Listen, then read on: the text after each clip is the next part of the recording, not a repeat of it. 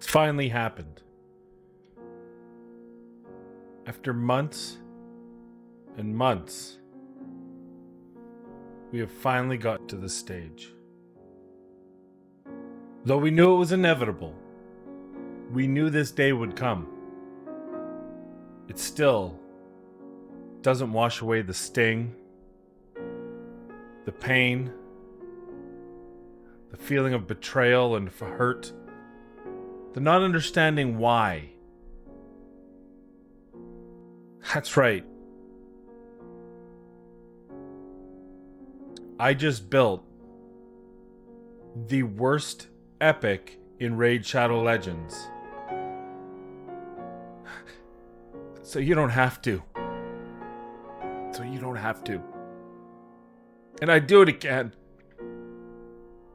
Hello everyone, welcome back to the channel. I am Mad Capper, and this is another video on Raid Shadow Legends. And this is a unique video, to say the least. I have indeed built the worst epic champion in Raid Shadow Legends. This isn't a meme, and I know you all have someone in your head. You're like, oh, it must be Woad Painter. It's not. Oh, it must be the Tasheda girl. It's not. I have found the worst. There is absolutely no redeeming quality in any area of the game of this champion. I've tried using this champion everywhere, and nothing. So without further ado, let me bring you in on my pain, and let's talk about Lich. Lich is the Force Affinity Undead Horde faction defense epic champion, and he has, I don't even know what to say about him. His HP 18495, 694 attack, doesn't matter. Defense 1376, speed 99, crit rate, crit damage, resist, all within norms. His kit itself has an aura for faction crips of 27%. His A3 reduces the target's turn meter by 100%, places a 30% decreased speed debuff for 2 turns, bookable to a 3-turn cooldown, and that's a 30% speed decrease, and it's 100%. So no booking need here. It just happens so long as it passes the accuracy check. His A2 is places a 60% increased defense buff on this champion for 2 turns. Heals this champion by 20% of their max HP. And attacks one enemy. Has a 30% chance of placing a 50% decreased debuff for 2 turns. Bookable to 50%. Not the greatest kit in the world, but maybe some usability. Maybe I'm wrong. Maybe he's not the worst champion in Raid Shadow Legends for epics. So I took this champion into the dungeon, into the Dragon Dungeon, where he's strong affinity, just to check out his damage modifiers. I'll show you little clips of this while we're talking. First test is to figure out what his baseline damage is. So we've put him in 4K attack, 251 crit damage, 80% crit rate, but remember, he's strong affinity, so that shouldn't affect us. Just gives us an opportunity to hit that 250 crit damage mark with 4K, or defense, sorry, because he's a defense-based champion. And so we'll debuff the team, and then we'll get some reference numbers here. We're going to use Ethos A1 over there, and you see is A1 hitting for 65.6. Oh, got a double turn. We'll hit Horde to 79,000. So very similar defenses, and on both of them. You see Draco also hitting in the 70s with his A1. Now we're going to use A3 on an underbuilt Faceless. Faceless has about 3,000 attack. He's in a Swift Parry set that I haven't finished building, and 53 for his A3 there. Does of course do the turn meter reduction and the decreased speed, but 53, that's about 30 to 40% less damage than the other champions. So it's safe to say he's not hitting bad. He's not a weak hitter, but certainly not a big number. And of course, Ethos's A3 hits everyone for 70 to 90,000, as he should. And of course, Draco will finish these off with splash damage very nicely. But I think we've firmly established that we're not going to be building him out to be our high damage nuker. Well, let's try him where I think he will be successful. Given his toolkit, we're going to take him into the Spider and use him as the weak affinity tank. This should give an opportunity for teams that don't have a miscreated monster or Rosin or Nizana or some of these kind of stalwart champions that you can use in weak affinity tank. Here might be another option. He's got good HP. We can build him out with high HP and put him into the Spider where he should receive the attacks. We make him high resist, and well, here he is here. And what we've decided to do is we built him out to be the weak affinity tank. So 80k HP, his attack at who cares? 2800 defense, speed of 195, 325 resistance, right? And actually, I'm actually going to do this because I'm a little bit worried he's got too much health, and that could pose problems. So we're gonna put him like this. We'll look at the tail of the tape again. I'm still in Fight Night. We're gonna show the tail of the tape. Dun, dun, dun, dun. Okay. Brought to you by Oda's Spare. 72k HP now, 3300 defense. We'll see if that defense is too high.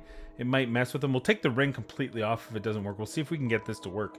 Because if it can, this is an option.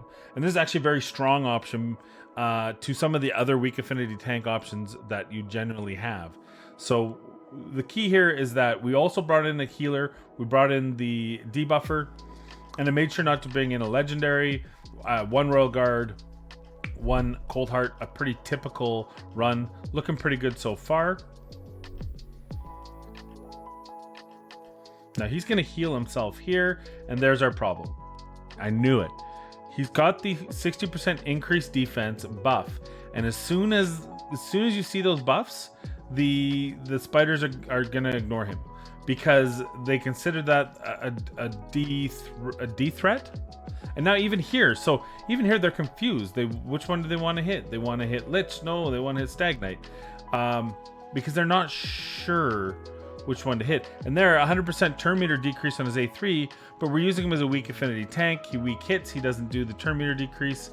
So the one thing that we think, oh, here's an opportunity to use him on the spider, we got unlucky there, which is unfortunate, but not awful. But this whole fight is in jeopardy now because of that stupid buff that I really wish that he almost didn't have. Or everyone had. I mean, either or. I'll pick either. So it'll come up again. Let's see if he lands that turn meter this time. He has no accuracy, so it probably won't land. Yeah, it was resisted. So that's on us. We could build him out for accuracy. I was just trying to build him high resist. Let's see if he can even survive this. Now, normally, if he was a proper tank, he would have, Cold Heart would have lived. And because Cold Heart would have lived, the game would be over by now. Hey there, Relentless Armor. The best use for Relentless Armor. Apothecary, everyone.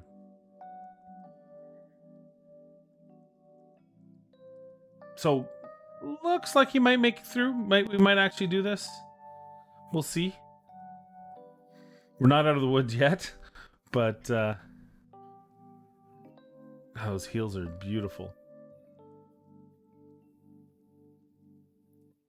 So it looks like it's gonna happen, but not really my favorite. The advantage of this is I didn't have to put him in. Oh god, now they're okay. Phew! I was like, now they're attacking him.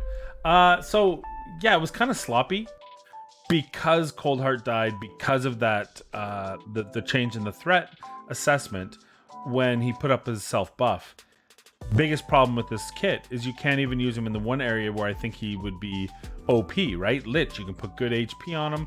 You can get him to be survivable, and you can put him in here.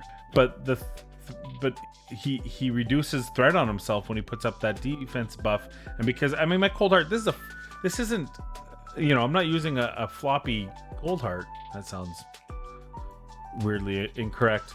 But I have 41,000 HP on this Cold Heart. This is a Cold Heart meant strictly for turn meter reduction and some damage, right? That's all she is. She's got good accuracy. Been using her in the Doom Tower. She's got really good survivability, 41,000 HP, reduced attack for the sake of survivability because her A3 doesn't really need it, and that's what we're using her for. And still, just it's frustrating because that could have been good. My final thoughts on Lich are that he is a small fish in a very large pond. He has an uninspired toolkit that actually reduces his usability in areas of the game that he should succeed, and outside of maybe early game arena where you could make use of that turn meter reduction, even though it's on a self heal, self everything, single target everything, it still might be usable. in the early game, but I think he would fall off sharply into the mid game. And to make matters worse, not even a Faction Wars champion, right? I mean, you've got Gorgorab, Seeker, Catacomb Counselor, you've got Husk, even Dark Elhain's got uses. You've got even Karam. I use Karam. I made a video on Karam. He's usable. Hexia, right? Mausoleum Mage, amazing champion. Zelata, the new guy. I've seen the new guy smack pretty cool too. I've seen some really good videos on Balthus. So you've got these champions in this faction that all of those I would use before Lich. So he's not even a Faction Wars champion. He is, in my estimation, the worst champion in the game. And I know some people will disagree with that, but my thoughts. I have a lot of champions. I've built a lot of champions out now, and this is the worst, certainly the worst one I've built, and it's not even close.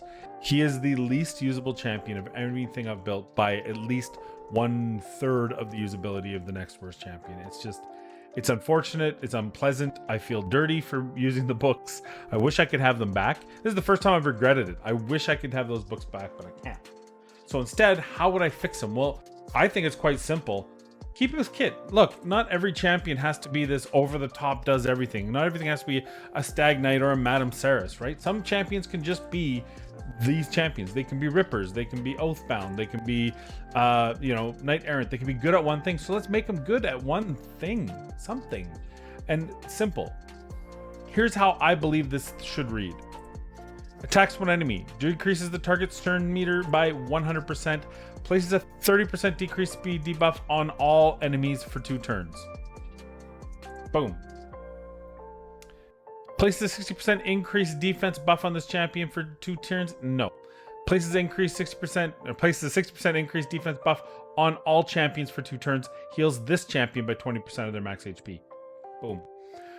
When you think of what, for example, Hope can do, she's got, let's go to, well, I'm not gonna, you can watch my Hope video.